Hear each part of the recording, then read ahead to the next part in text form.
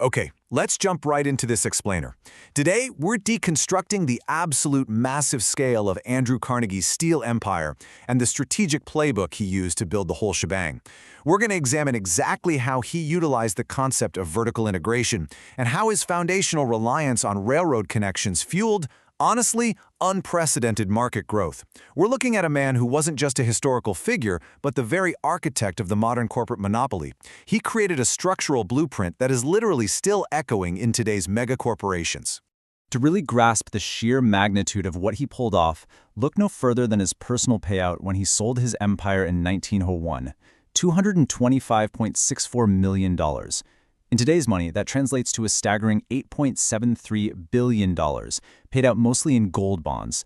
It was a transaction so unfathomably massive that they actually had to build a special custom vault in New Jersey just to hold the physical paper to execute the deal. No way around it. That is just incredible. But here is kind of the ironic part.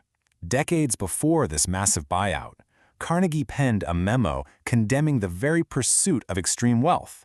At age 33, he wrote that he planned to retire early and give his surplus away, famously stating that the amassing of wealth is one of the worst species of idolatry. Well, as we'll see, the industrial engine he built was simply too powerful and way too profitable to turn off that easily. So here is how we're going to break down his empire playbook today. First, the railroad foundation. Second, leveraging the network. Third, mastering vertical integration. Fourth, dominating the steel market. And finally, the billion-dollar exit. All right, part one, the railroad foundation and learning the ropes of big business. Carnegie's early career was defined by a meteoric ascent that perfectly set up his aggressive drive. He came to America as a struggling Scottish immigrant, and in 1848, he was a bobbin boy in a cotton mill making just $1.20 a week. But he was a relentless hustler. He became a telegraph messenger, memorized the faces of local businessmen, and learned to translate telegraph signals completely by ear. This ambition meant that by 1859, at just 24 years old, he was already the superintendent of the Western Division of the Pennsylvania Railroad. This railroad experience, that was his ultimate education. The railroads were America's first truly big businesses. Before this era, most companies were pretty local and easily managed by a handful of partners.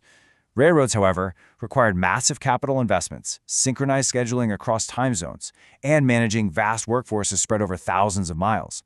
It was here that Carnegie learned the sophisticated corporate hierarchy and ruthless cost accounting skills he later applied to steel. He literally learned how to track expenses down to a fraction of a cent. Moving on to part two, leveraging the network through insider connections. Carnegie brilliantly leveraged his relationships with powerful railroad executives. Now, he operated with a level of audacity and conflict of interest that would be wildly illegal today. Mentored by Thomas A. Scott and connected to the railroad's president, J. Edgar Thompson, Carnegie gained access to highly lucrative insider investments. They helped him invest in sleeping cars and bridge companies. In return, Carnegie gave these very same executives shares in his own early iron and bridge businesses. Conveniently, those businesses then ended up securing massive contracts directly from the Pennsylvania Railroad. This is absolutely crucial. His foundation relied completely on railroads. He essentially built a closed-loop ecosystem. The railroads weren't just a transport method to move his eventual product. No, they were the lifeblood of his entire early financial ecosystem. They were his employer, his earliest financial backers, his primary logistics network, and by far his biggest clients. His mentors were buying the very bridges he was building. The steel barons and railroad barons worked incredibly closely to lock down prices and control the rapidly expanding American market. Which brings us to part three, mastering vertical integration by owning the supply chain. Carnegie championed vertical integration. Basically, this is about destroying transaction costs and eliminating bottlenecks. In a standard, unintegrated industry, every single time a raw material changes hands, from the miner to the shipper to the forge to the distributor, a middleman takes a cut. Carnegie recognized that paying these independent third parties was bleeding his profits dry. So what was his solution? Ruthlessly eliminate those margins by owning every single link in the chain, the ingredients, the kitchen, and the delivery trucks. The execution of this strategy at his massive Homestead Steelworks in 1883 is just a masterclass in supply chain dominance. He didn't just buy the plant, he bought up tributary coal and iron fields to secure raw materials exactly at cost. He owned the massive foundries to forge the steel, and to guarantee zero reliance on outside logistics, he undertook a massive capital expenditure to build his own 425-mile-long private railway, along with a bespoke fleet of lake steamships to move it all. He owned the entire ecosystem, from the ground straight to the customer. Let's look at part 4, dominating the steel market and absolutely crushing the competition. When you compare his integrated empire to his fragmented competitors, it becomes glaringly obvious why he had an unbeatable advantage. Carnegie Steel was completely self-sufficient. Why pay a third-party shipping company when you can just build and own the ships yourself? Because he controlled the supply and the transport, he could manipulate prices to his absolute advantage. His competitors, on the other hand, were fragmented, bleeding capital at every logistical handover. Every time they paid an independent coal mine or a shipping firm, their baseline costs went up.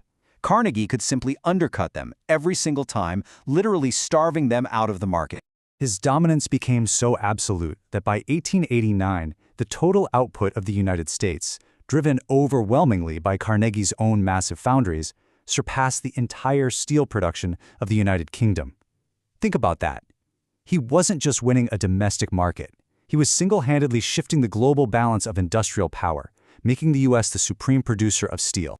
But objectively examining the mechanics of this dominance means we also have to look closely at his highly aggressive tactics. Beyond structural efficiency, Carnegie was laser-focused on cutting costs at every conceivable level, including labor. He spent millions lobbying Congress for favorable U.S. trade tariffs to protect his market share from imports. And that absolute control over the supply chain emboldened management. Because they didn't rely on outside suppliers who might pressure them to settle, they could withstand the bloody 1892 Homestead strike. Management locked out the union workers to decrease wages, resulting in a brutal 143-day labor dispute. It's a stark mechanical example of how far a fully self-contained company could push things to maintain a low-cost monopoly.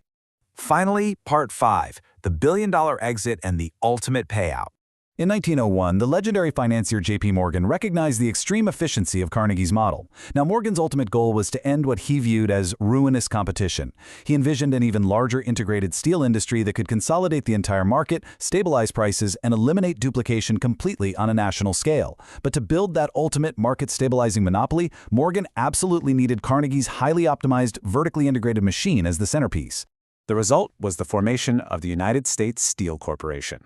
J.P. Morgan bought out Carnegie's enterprises and combined them to form a new megacorporation boasting a market capitalization of $1.4 billion. To put the historic nature of that transaction in perspective, that capitalization was equivalent to 4% of the entire United States gross domestic product at the time.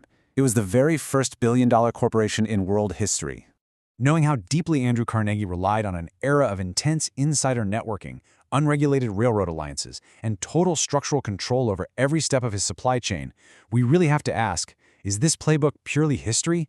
Or, as modern tech giants build their own silicon chips, proprietary server farms, and closed-loop distribution networks, are we actually looking at the exact same blueprint for the next monopoly?